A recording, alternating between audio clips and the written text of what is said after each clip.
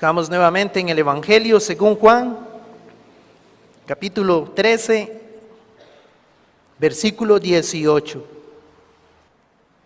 El título de esta meditación es Jesús y el anuncio de la traición de Judas.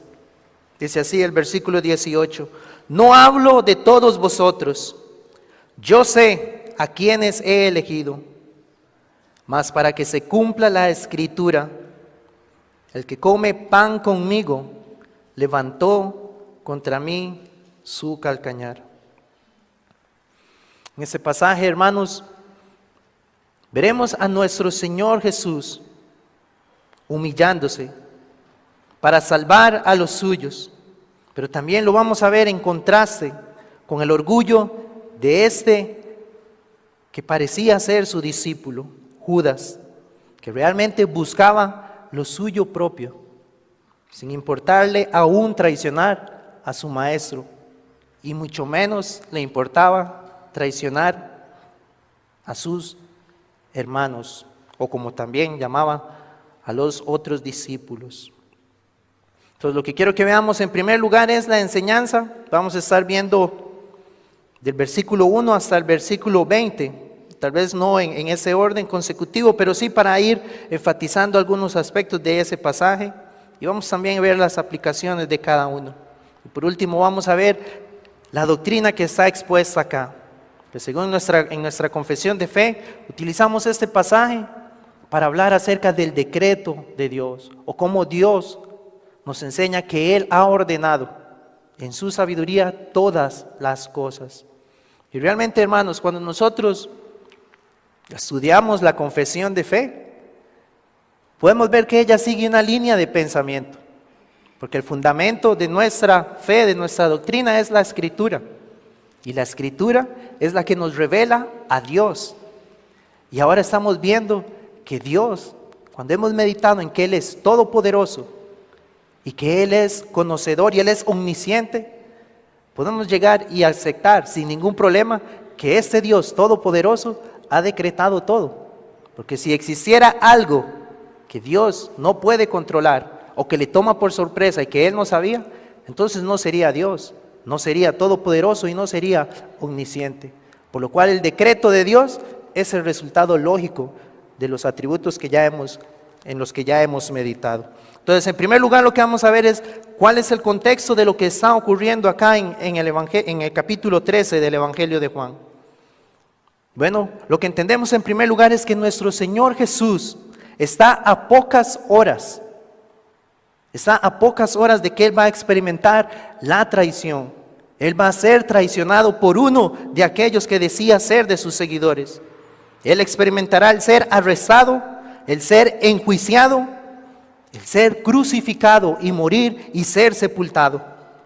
Pero también, como les decía, Él sabía que todo esto estaba establecido que iba a ocurrir, pero también Él sabía que luego Él iba a resucitar. En el versículo 1 nos dice, en capítulo 3, en el versículo 1 nos dice: sabiendo Jesús que su hora había llegado para que pasase de este mundo al Padre. Juan lo dice de una manera, podríamos decir, poética, decir que la hora de que pasara de este mundo al Padre, pero sabemos que lo que Él iba a experimentar era la muerte, sabiendo Jesús que había llegado el momento para el cual Él había venido, a experimentar la ira de Dios, pero en favor de aquellos que Él había elegido. Juan lo dice entonces de una manera en la cual nos presenta, esto es lo que el Señor Jesús sabía que iba a ocurrir. ¿Cuántas veces el Señor ya había celebrado este evento, lo que era la Pascua? En muchas ocasiones, pero sabía que esta era diferente, porque en esta ocasión era la última en la cual más bien Él iba a ser ese cordero que iba a ser sacrificado por los pecados de su pueblo. Y sabía que para esta hora había llegado. Así como en otros versículos entonces se nos habla, por ejemplo, haciendo el contraste cuando nos dicen que algunos creyentes duermen, para decirlo de una manera que suene bonita, podríamos decirlo. Entonces Juan lo está diciendo así: el Señor sabía que Él ya iba a morir, sabía que llegó ese momento en el cual entonces experimentará el rechazo de los hombres, el abandono de sus amigos y recibiría la copa de la ira de Dios. En el versículo 21 nos dice que estaba muy turbado, conmovido en el espíritu, es lo que también como se podría traducir esa palabra. Estaba turbado también porque, como leíamos en el versículo 18, él sabía, uno de estos que estuvo por 3 años conmigo, podría decir el Señor, le iba a entregar. Entonces vemos al Señor en su humanidad. El Hijo de Dios, el Verbo de Dios que se encarnó, está experimentando esta emoción humana. Aquel que comía el pan conmigo me va a traicionar. Pero como vamos a ver, el Señor sabía que eso estaba establecido en la Escritura. Y como Él mismo desde la eternidad pasada lo había establecido, sabía que iba a ocurrir de esa manera. Este hombre, como vamos a ver, es totalmente responsable, Judas, por lo que iba a hacer. Por eso el Señor en uno de sus evangelios dice, el Hijo del Hombre va a ser entregado, porque así está escrito, y para eso he venido, pero ay de aquel hombre, por quien el Hijo del Hombre será entregado. Y veremos más adelante lo que la Escritura nos enseña que ocurrió con ese hombre, y meditemos, hermanos, un día Judas se enfrentará nuevamente al Señor Jesús. Aquel que Él entregó, un día, cuando experimente la resurrección y el juicio de Dios, verá a aquel al que Él entregó. En este momento entonces lo que está teniendo lugar, sí, es la celebración de la Pascua, cuando también el Señor va a instituir su cena. Pero en ese momento también tiene lugar este evento, lo que es el lavamiento de los pies de los discípulos por su Señor, por el Señor Jesús. Lucas nos dice en el Evangelio de él que previamente los discípulos, antes de que llegaran a ese aposento alto que es donde tiene lugar esta conversación, los discípulos venían discutiendo sobre este tema. Lo que ellos se preguntaban es, entre nosotros 12, ¿quién de nosotros es el mayor?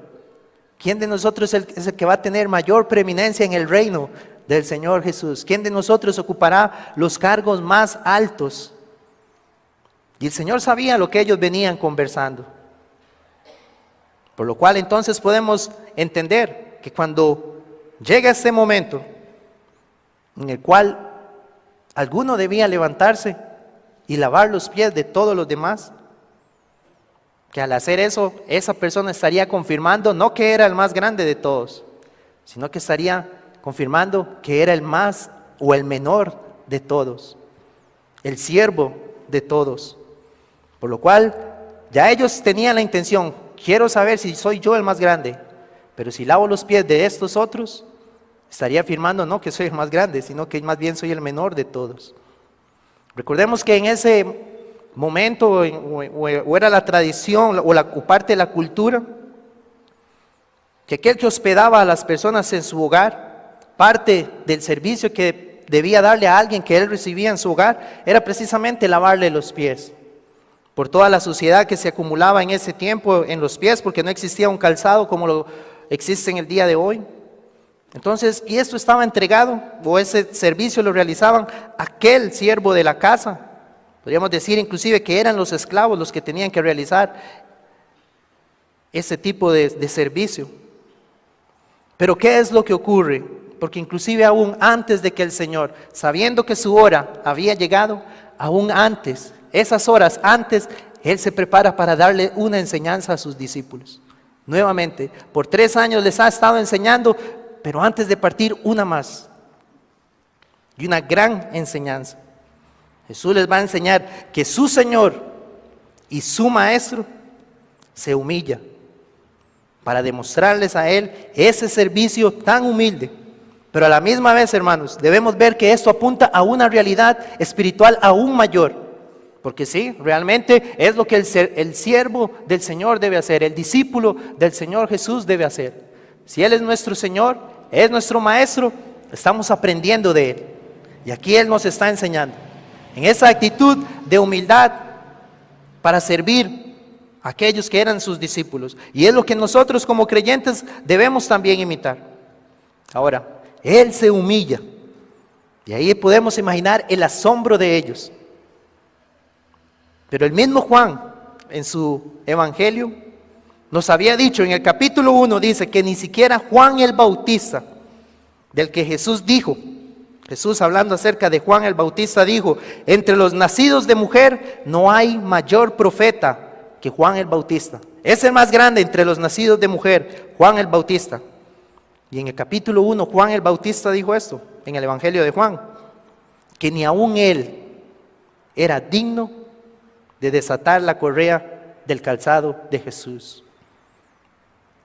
El mayor de los profetas ni siquiera se vio digno de hacer esto por su Señor, pero el Señor Jesús se está humillando por los suyos. Jesús mismo toma esa posición de siervo y lava los pies, no de los 11 discípulos, lavó los pies de Judas, de los 12 discípulos, aún sabiendo que entre ellos estaba este que lo iba a traicionar. ¿A qué apuntaba entonces también esto que Jesús estaba realizando?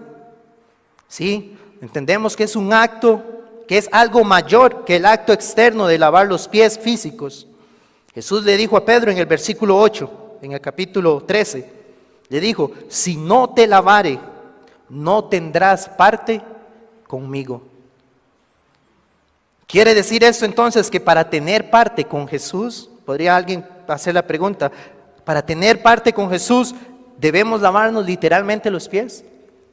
Porque eso es lo que Pedro le estaba diciendo, no me lavará los pies jamás. Y Jesús le contesta, si no te lavare, no tendrás parte conmigo. ¿Quiere decir esto entonces que debemos lavarnos literalmente los pies? Sabemos que la respuesta es no, porque igual sería una salvación por obras, lo cual es erróneo porque no es lo que enseña la Escritura. Ahora, lo que estamos aprendiendo también es que la Escritura debe interpretar la Escritura. ¿A qué estaba apuntando el Señor?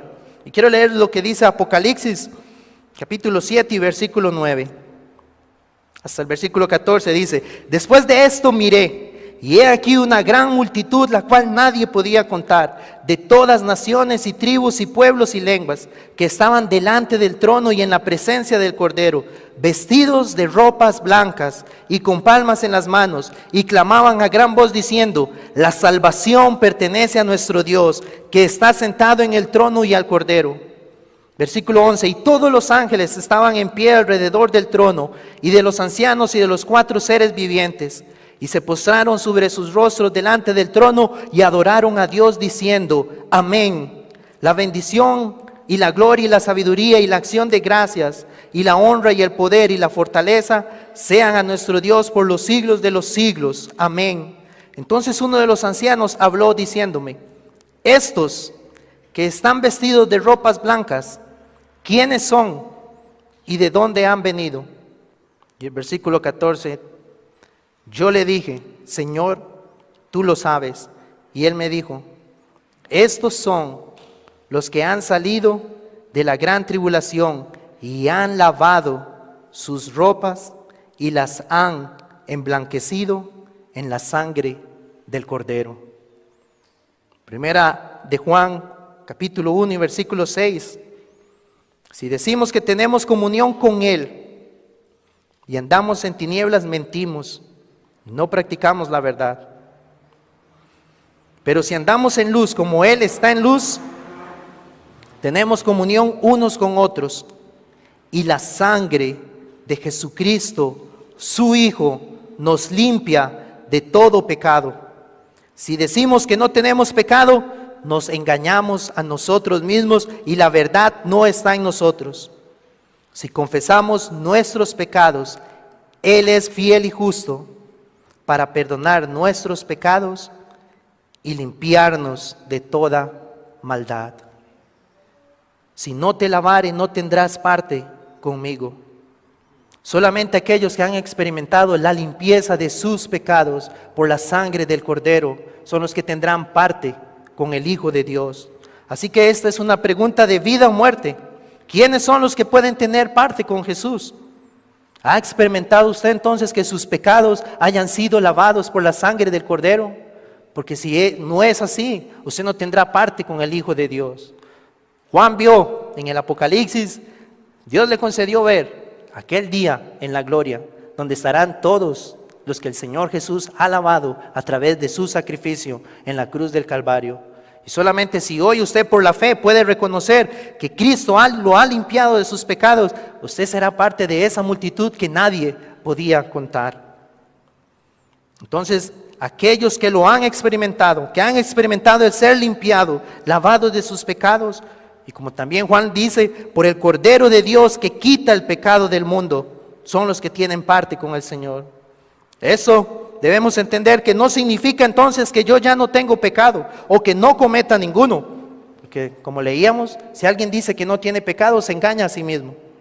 No es eso, pero sí lo que debemos entender es que por la sangre de Cristo, porque ya hemos sido entonces justificados por su justicia, es que nosotros delante de Dios, por la perfecta obra de Cristo, podemos ser perdonados y declarados juntos ante Dios. Y así podemos decir que hoy hemos sido lavados y estamos limpios. No hay nada entonces que nos pueda separar de tener parte con el Hijo de Dios. Y esa es la limpieza a la que el Señor Jesús apuntaba, que debía entender sus discípulos que ellos deberían recibir. Versículo 10 dice, el que está lavado no necesita sino lavarse los pies, pues está todo limpio, y vosotros limpios estáis. Ahora, hemos sido lavados con la sangre del Cordero, pero en esta vida, hermanos, como entendemos, aún queda ese remanente, esos vestigios del pecado en nuestros miembros, por lo cual el Señor dice, ya usted está lavado. Si ya ha reconocido a Cristo, usted ya ha sido justificado. Ahora le pertenece a Él y es de su pueblo, de sus elegidos. Pero en este peregrinar, en este caminar en la tierra, necesitamos cada día ser nuevamente lavados, porque cada día aún seguimos pecando. Esa es la vida cristiana, este peregrinar en la cual debemos arrepentirnos, confesar los pecados y apartarnos. Y la sangre de Jesucristo, esa es la promesa, nos sigue limpiando de nuestros pecados. La pregunta es entonces, ¿tiene usted esa necesidad continua de ir al Señor para lavarse de sus pecados? Hoy lo necesitamos, mañana lo vamos a necesitar y así hasta el día de la venida del Señor. Constantemente ir delante de Él confesando nuestros pecados y alcanzando socorro. Segunda Timoteo 2:19 nos dice que esto es la vida cristiana, nos dice, el fundamento de Dios está firme, teniendo este sello, conoce el Señor a los que son suyos y apártese de iniquidad todo aquel que invoca el nombre de Cristo.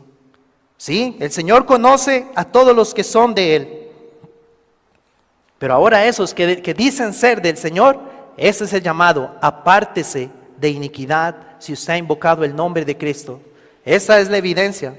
Usted no anda igual. Ahora usted se aleja de esas iniquidades, de esos pecados que ofenden al Señor y por los cuales Él fue ofrecido en lugar suyo. El que invoca el nombre de Cristo, esa debe ser la marca en su vida.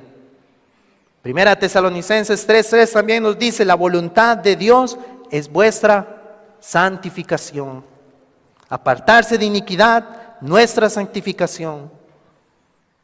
Ahora, aquí es donde deberíamos también tener esa alerta. Porque si en nuestra o en su vida, si en su vida no tiene esa necesidad de crecer en santificación, de apartarse de iniquidad, y usted dice que ha sido lavado por la sangre del Cordero, y si usted dice que ha invocado el nombre de Cristo, pero no tiene esa necesidad de apartarse cada día de la iniquidad, puede ser una alerta para su vida entonces, de si realmente le ha conocido a Él. El creyente, el que ha sido lavado, aborrece los pecados que le ensucian cada día. Y ahí es donde se libra la batalla en nuestros miembros. Despreciamos esos pecados por amor de aquel que nos salvó. Y vamos en búsqueda de la santidad, con el auxilio del Espíritu Santo que Dios ha dado a los suyos. Ahora en el versículo 12 el Señor hace esta pregunta. ¿Sabéis lo que os he hecho?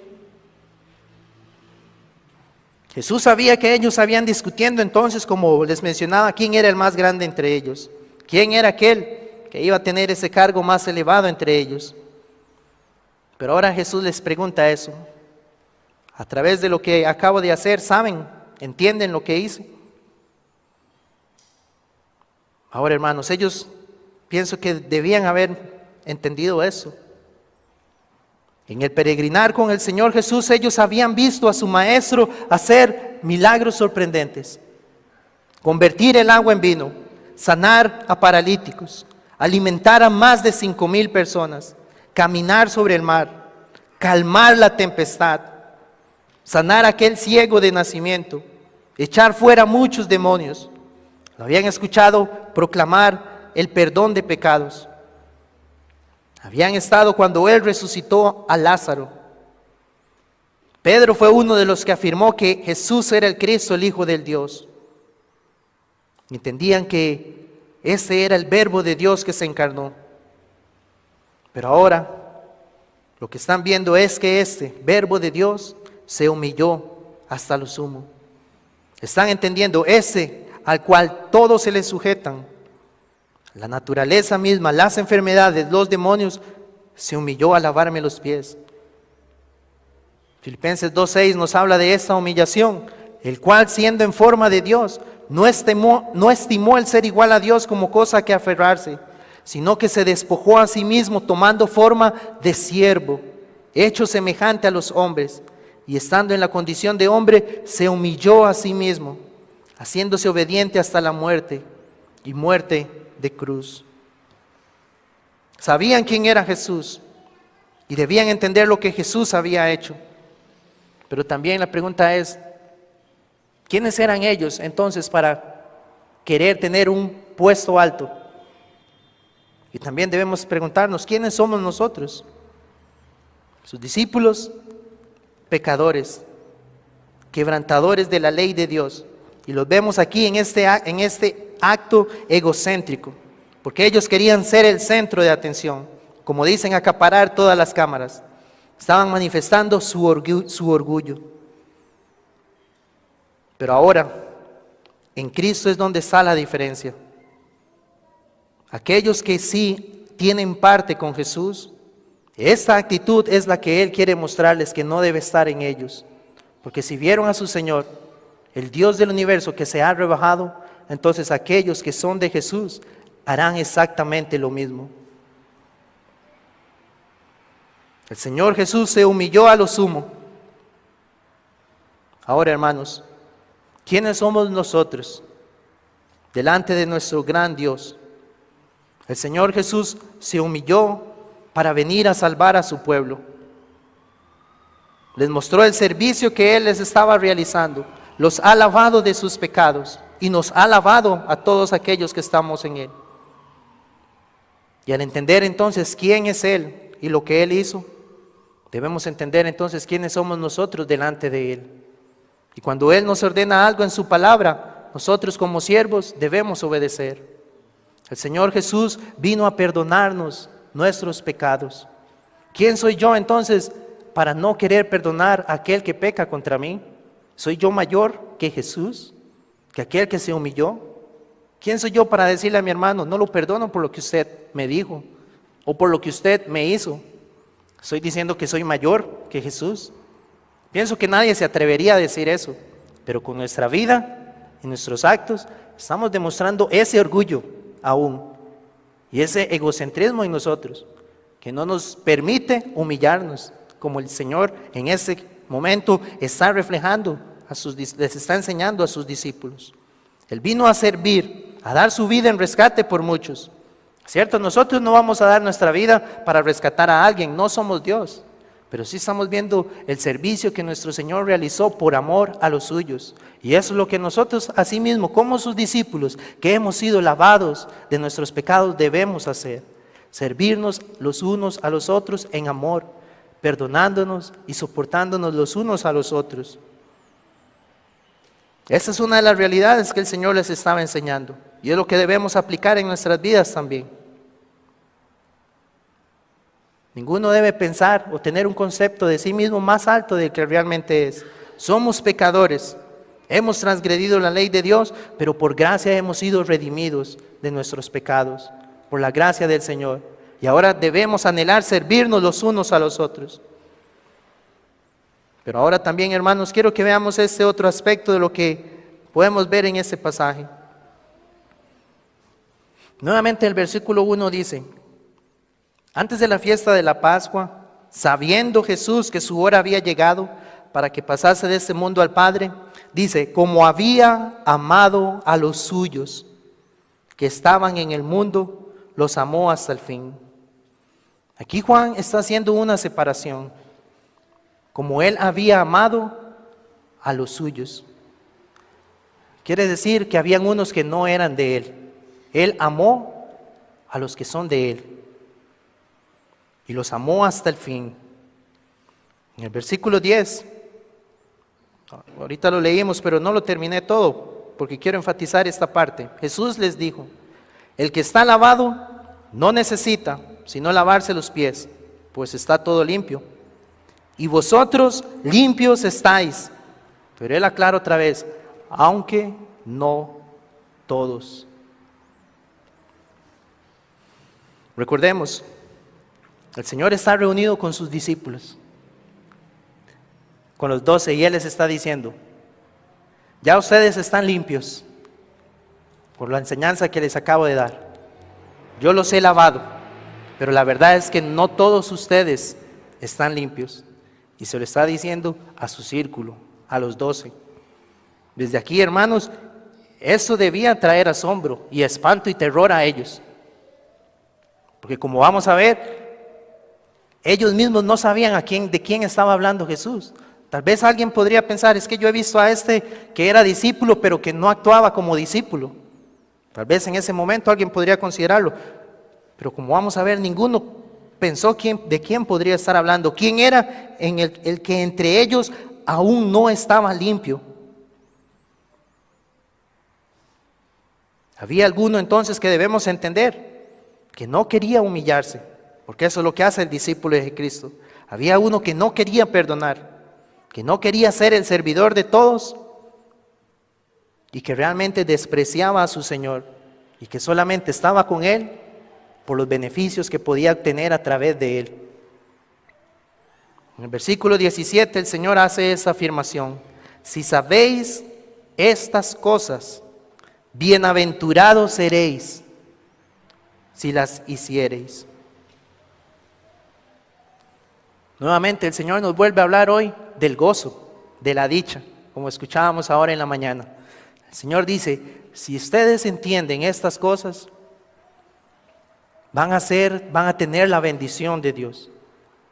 Pero Él dice: si conocen y si las hacen. ¿Cuáles cosas? Bueno, como hemos visto, primero, que así como el agua limpia los pies sucios, Jesús moriría para limpiarle de sus pecados. Y segundo, el humillarse y servirse los unos a los otros.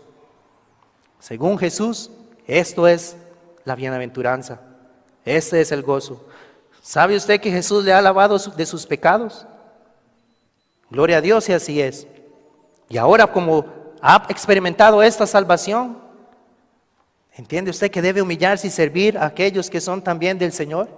Porque cuando lo hace, tiene la bendición de Dios, el gozo en su vida. Negar esto, entonces, es no tener el gozo. Es no tener la dicha de la cual Jesús está hablando.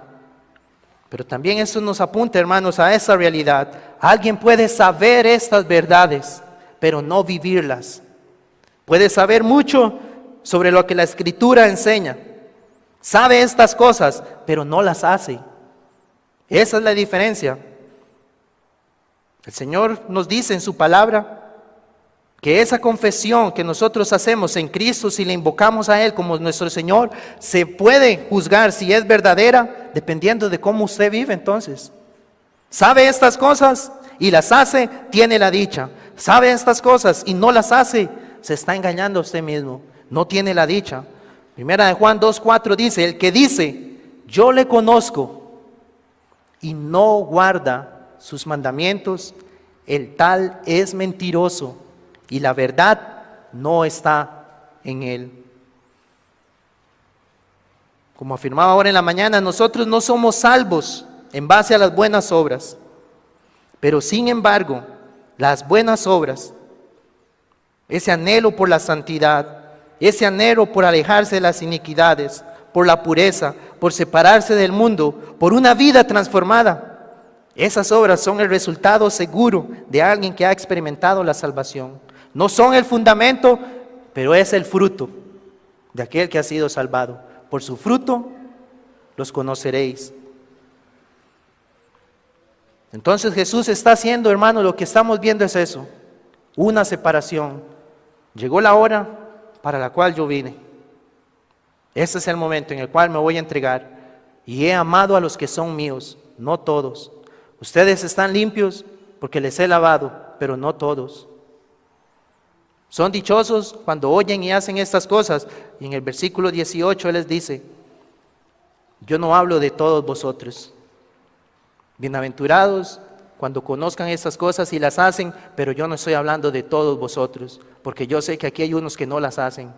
Eso es lo que Él les estaba diciendo. Yo sé. Y eso es que podemos afirmar el decreto de Dios. Desde la eternidad Él sabía todas las cosas. Lo que iba a ocurrir, Él estaba controlando absolutamente todo. Él sabía quién lo iba a entregar, sabía los sufrimientos que iba a experimentar, porque ya desde antes había sido decretado por Él en la eternidad. Por eso en este capítulo 13 muchas veces podemos leer donde Él dice, yo sé lo que va a pasar. Y no es como algunos dicen que Él vio al futuro para ver qué iba a ocurrir, porque eso sería decir que en un momento Él no tuvo conocimiento y aprendió algo, negando su omnisciencia. Sino que Él decretó lo que iba a ocurrir y por lo cual podía anunciarlo siglos antes, porque Él lo había anunciado y sabía que eso iba a ocurrir en un momento. Y aquí Él está hablando, sí, de aquel que Él iba a entregar, pero a la misma vez está hablando de que Él sabía quiénes sí eran los de Él. Yo sé a quienes he elegido, y no estoy hablándoles a todos vosotros, mas para que se cumpla la Escritura. El que come pan conmigo levantó contra mí su calcañar. Dentro del círculo cercano de Jesús había uno, entonces, un diablo, como también lo llamó, que lo iba a traicionar. Ahora, el pasaje que el Señor está citando aquí es el que está en el Salmo 41:9. No lo vamos a buscar por cuestión de tiempo. Pero ese salmo que fue escrito por el rey David, que nuevamente la Escritura nos está llevando a cómo entenderlo ahora, a aplicarlo bien. Estaba hablando de un hombre que era el consejero del rey. Cuando David dijo eso, estaba hablando de uno que estuvo en su reino, o que estaba más bien en su palacio con él. Aquel que se llamaba Ahitofel, que era el consejero del rey.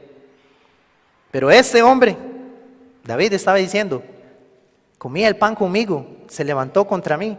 ¿Y qué fue lo que hizo ese hombre Ahitofel? Bueno, los que conocen el relato saben que él se unió a Absalón cuando quería quitarle el trono al rey David. Traicionó al rey David para irse con su hijo Absalón. Pero ¿saben cómo muere Ahitofel? Isa, tal vez sepa. ¿Saben cómo muere Ahitofel? Este hombre muere ahorcado, se suicidó. ¿Y saben cómo murió Judas? También. Exactamente, ahorcado, así mismo. Era lo mismo que iba a ocurrir con ese que iba a levantarse en contra del Señor. El Señor sabía entonces lo que iba a ocurrir porque estaba anunciado en la Escritura. Y por eso Él les puede decir en el versículo 19, desde ahora os lo digo antes que suceda, para que cuando suceda, creáis que yo soy. Esto, lo que el Señor estaba buscando era el consuelo para sus discípulos, que la traición de Judas no los tomara por sorpresa. Ahora, hermanos, cuando entendemos la doctrina del decreto, tal vez no me va a dar tiempo para lo que quería mencionarles, pero el Señor ha decretado desde lo más sencillo que ocurre en el universo, como dice Mateo 10:29, no se venden 2 pajarillos por 1 cuarto, con todo ni uno de ellos cae a tierra sin vuestro Padre. O sea, ni siquiera un pajarillo puede morir si no es por la voluntad de Dios. Lo más sencillo, decretó eso el Señor. Eso nos muestra la grandeza de Dios. Pero también Hechos capítulo 4 y versículo 27 nos enseña que Dios decretó lo más sublime que ha existido o que ha ocurrido para la humanidad, la salvación por medio de Cristo. Hechos 4:27 dice: porque verdaderamente se unieron en esta ciudad contra tu santo Hijo Jesús, a quien ungiste Herodes y Poncio Pilato, con los gentiles y el pueblo de Israel. Y dice: para hacer cuanto tu mano y tu consejo habían antes determinado que sucediera.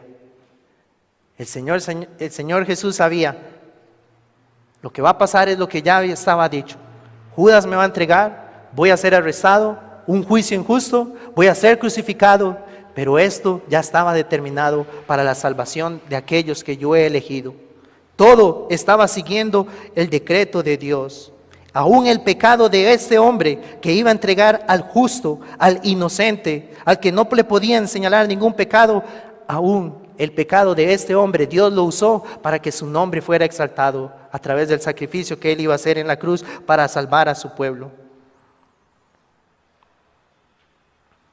Ahora, como les decía, el Señor Jesús entonces conocía la vida de este hombre, de este Judas que estaba en medio de ellos. Les estaba anunciando lo que iba a ocurrir para que ellos estuvieran tranquilos. Esto, hermanos, también tiene la aplicación a la vida del creyente. Lo que está ocurriendo en su vida en ese momento, ¿quién lo ha decretado o quién lo está controlando? Dios. Las cosas secretas pertenecen al Señor. Dios no nos ha revelado todo lo que va a ocurrir en nuestras vidas, pero lo que sí ha revelado es que Él ha decretado todo. Y eso debe traerle consuelo al Hijo de Dios. Esto está ocurriendo porque Dios así desde la eternidad lo estableció. Entonces nada está escapando del control de Dios y va a cumplir su propósito para la gloria de su nombre y para hacernos conforme a la imagen de su Hijo Jesucristo. Así como Él quería que los discípulos no cayeran en desesperación, es lo que nosotros debemos decir hoy. Señor, ayúdanos para no caer en desesperanza, para mantenernos fieles confiando en ti. Tú estás gobernando todas las cosas para el bien de tu iglesia. Pero ahora, hermanos, también esto debe ser lo que el Señor les estaba afirmando al decir que había uno del cual Él no estaba hablando, porque Él sabía que realmente ese no era de sus discípulos, no era realmente de los que Él había elegido. El Señor no puede ser burlado. En aquel momento, cuando Judas se reúne con los fariseos, con aquellos que querían arrestar al Señor, ahí estaba Dios viendo a Judas, hablando para decir: páguenme 30 monedas y yo se los entrego. Dios no puede ser burlado, Él estaba ahí. Cuando Judas sustraía de la bolsa, ahí estaba el Señor. Él no podía ser burlado, estaba viendo el corazón de Judas. Y eso es lo que también nosotros entonces debemos reconocer. Justamente lo que ahora leíamos, Dios no puede ser burlado. Muchos que veían las señales y venían a Él y decían que le conocían, Juan nos dice en el capítulo 2, dice: Jesús mismo no se fiaba de ellos. ¿Por qué? Porque conocía a todos. Y no tenía necesidad de que nadie le diese testimonio del hombre, pues Él sabía lo que había en el hombre. Algunos podían decir: yo he creído en Él, pero Jesús no se fiaba, porque sabía lo que había en el corazón del hombre, si realmente esa profesión era válida, verdadera o no. Alguien entonces podría estar muy cerca de la religión verdadera y dar una confesión de que sí cree en Cristo, en el Hijo de Dios. Pero así como este hombre, Judas, no quiso dejar su pecado de la avaricia, no quiso abandonar nunca su pecado, sino que estuvo con Cristo esperando obtener algo. Eso era el propósito de Él, y hasta el final eso fue lo que buscó. Jesús se está humillando, nos está lavando los pies a nosotros. No creo que Él vaya a reinar, y por lo cual tengo que ver qué hago para obtener algún beneficio. ¿Y qué hace? Entregarlo por unas monedas. Bueno, Dios conoce las intenciones del corazón. Dios sabe entonces por qué es que nosotros hoy estamos aquí. ¿Por qué usted hoy tiene esa confesión? Puede ser que sí, para la gloria de Dios usted sea un discípulo de Cristo y que Él le ha alabado y usted está aquí entonces siguiendo a su Maestro. Está siendo cada día más conforme a la imagen de Cristo, queriendo servirle más, amando a sus hermanos, sirviéndole a ellos y mirando a su Señor, esperando el día en que estaremos reunidos con Él. Pero también puede haber alguien aquí engañándose, hablando mucho, diciendo mucho, conociendo mucho, pero no haciendo. Y esa es la evidencia de que no ha conocido. Quiero leerles, algunos tal vez puedan recordar, en El progreso del peregrino hay un personaje que hacía esto, que el peregrino le dice, es muy locuaz, habla muy bonito, pero son meras palabras. Y quiero leerles, dice, fiel, ese personaje otro que había en ese relato, dice, entonces estoy muy engañado con este hombre, que se llamaba locuacidad, y Cristiano le dice, engañado, puedes estar seguro de ello. Recuerda el proverbio, dicen y no hacen, pero el reino de Dios no consiste en palabras, sino en poder. Y ahora dice Cristiano, él habló de la oración, habló del arrepentimiento, habló de la fe, habló del nuevo nacimiento, pero solo sabe hablar de eso. Yo he estado en su familia y le he observado tanto en casa como fuera, y sé que lo que digo de él es la verdad. Su casa está tan vacía de religión. Allí no hay ni oración ni señal de arrepentimiento por el pecado. Él es precisamente la mancha, el reproche y la vergüenza de la religión para todos los que le conocen. Un santo en tierras extranjeras y un demonio en casa. Y luego él sigue la descripción de ese hombre. Hablaba mucho, lo que decía Cristiano es, sabe hacer ruido con su lengua, pero nada más. Eso es, y más bien es una ofensa para la religión verdadera, porque no vive según lo que profesa. Está ahí por otra intención. Y eso, hermanos, es lo que debemos cuidarnos. Cuando el Señor Jesús, según los otros evangelios, dice que uno de ellos les va a entregar, recordemos que ellos empiezan a preguntarse, o piensan a preguntarle, ¿seré yo, maestro? ¿Seré yo el que te va a entregar? Ahora el Señor no les dice, no, estén todos tranquilos, que es Judas del que estoy hablando. No, sino que Él permite que lo hagan. Se empiezan a preguntar, ¿seré yo? ¿Seré yo? Y eso es lo que también, cuando nosotros vamos a la palabra nos dice, examinaos. Porque el creyente, hermanos, aquel al que el Señor ha lavado, sí, puede entender que aún tengo cosas que el Señor debe ir cambiando en mi vida. Y ahí es donde viene el arrepentimiento. Pero aquel que está engañado por el pecado, y como este hombre Judas, que aún el Señor en su misericordia está diciendo, hay uno que me va a entregar. Sabemos que ya estaba decretado, pero aún ahí el Señor lo está haciendo responsable. ¿Por qué? ¿Por qué no prefirió arrepentirse de lo que iba a hacer? Por el engaño del pecado. El pecado ya lo tenía totalmente cegado. Y eso es lo que puede ocurrir. Alguien puede ser expuesto al Evangelio vez tras vez, pero está tan engañado por el pecado que no puede ver que está aquí no por Cristo, sino que tiene otra intención. Como les decía, Judas era la avaricia. Ellos discutían tener la preeminencia, el primer lugar, la fama, el prestigio ante los hombres.